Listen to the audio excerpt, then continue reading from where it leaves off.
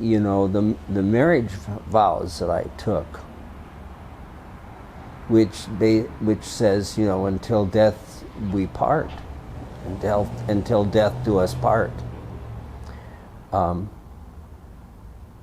Margie and I met at PLU, Pacific Lutheran University, and we actually dated for 4 years before we got married. And I first started medical school in Milwaukee, and she was going to school at the University of Washington. So we were apart for 2 years, and then I came back to Seattle, finished at the University of Washington.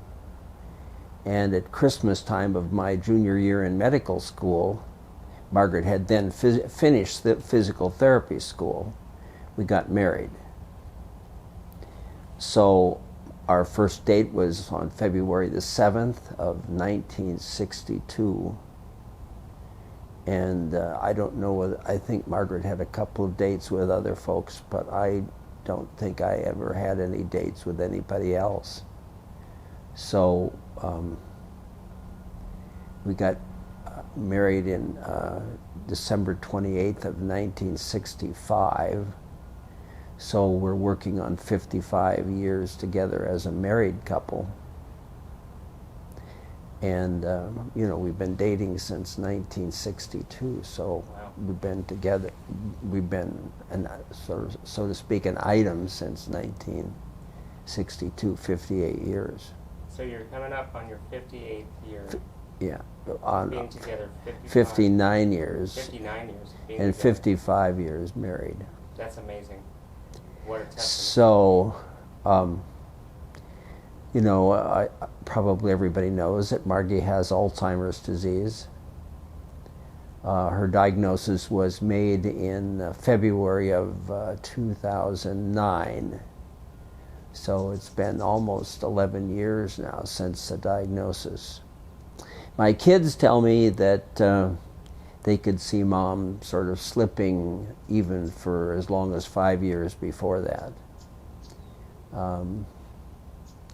And I have to confess, I didn't see it. I suppose part of it is, you know, Margie probably was quite good at sort of hiding it from me, which is, although there were some signs I should have seen it. So part of this is, you know, I've been an academic physician all my life. And I'm sure if you asked Margie when she was in good shape and get her to make a truthful answer, the wife of an academic physician is not a particularly good one.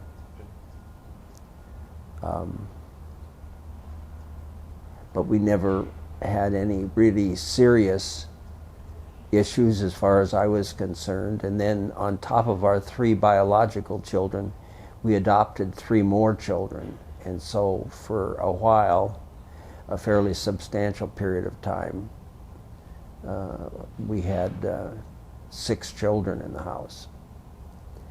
And when I was working at the NIH, I was traveling probably between 30 and 40% of the time. So Margie was really the person who, you know, raised the children. And I've never seen a better mother, for sure. Most of the time very even, and just incredibly kind. She was number 1 in her class in physical therapy school, so very smart. A very good athlete in many sports. Coached kids, various athletic teams. And, you know, we moved around the country. We started in Minneapolis, we moved to Texas, we're in Houston for 6 years. Then we were in Washington, D.C. area for 8 years and back to Seattle for, well, it was over 25 years. And we've come to this part of our life now, and you know, I feel very indebted to Margaret for putting up with all that. I've enjoyed my professional life immensely. I've had more than my fair share of success and accolades, and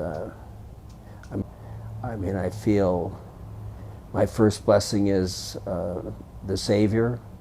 My second blessing in this life is Margie. I just can't imagine my life without Margie. So now we've come to the particularly uncomfortable part of this disease, which very bluntly, it just grinds your spouse into powder. And Margie has mostly been in a wheelchair, partly because she broke a hip and really never sort of fully recovered from that, but as a primary consequence of her disease process. And you know, she's at the point now where she's started to eat less and drink less, and she's sleeping a lot of the time. So, I mean, I have a very good neurologist friend who took care of Margie for a long time and then went off to a different career, but he and I talk almost every day now, and he's helping me sort of get through this. And how long this will last, I don't know, but this is people who have Alzheimer's disease frequently just sort of near the end of life, as with other disease processes, they just sort of shut things down and they pass on. So to be quite frank with you, you know, we still sleep in the same bed at night, and you know, when she comes in and we talk a little bit, she doesn't make much of any sound anymore. But if I don't take a hold of her hand is coming over and she takes a hold of mine. And we very frequently wake up in the morning and we're still holding hands.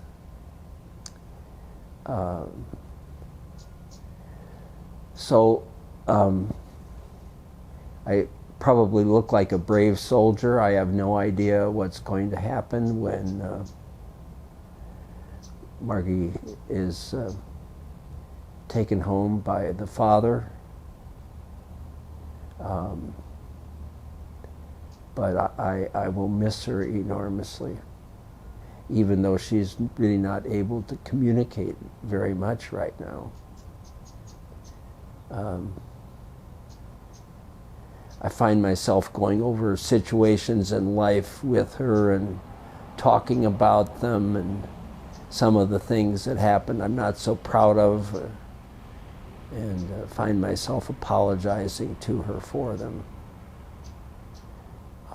So many things I would have liked to have done differently, but we've had a wonderful life together. I don't think there's any way else to say it but that.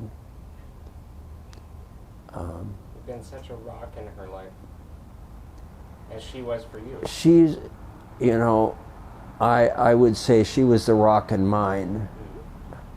Margie is very, very, very smart. She's very good at English.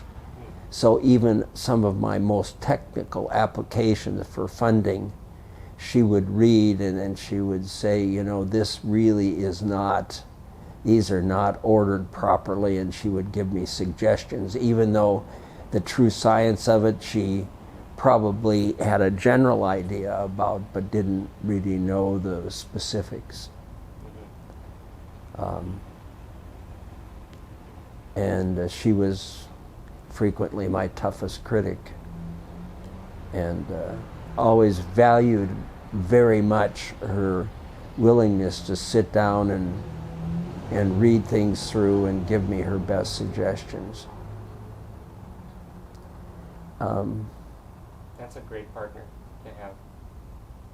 Well, I don't know how to classify it as other than a true blessing. I feel enormously blessed.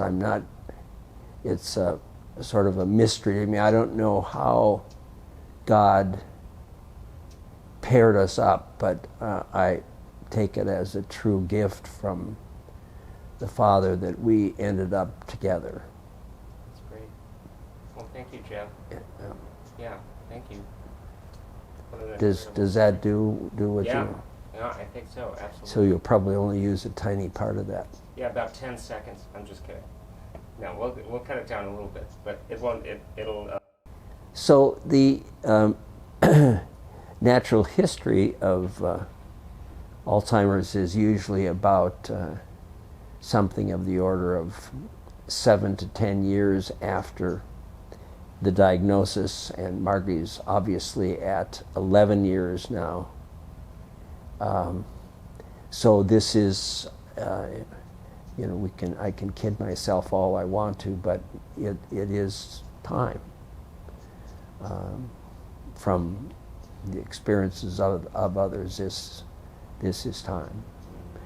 And God is telling me in not so subtle a way that He's going to take His child home to be with Him. And I have every confidence that that will happen.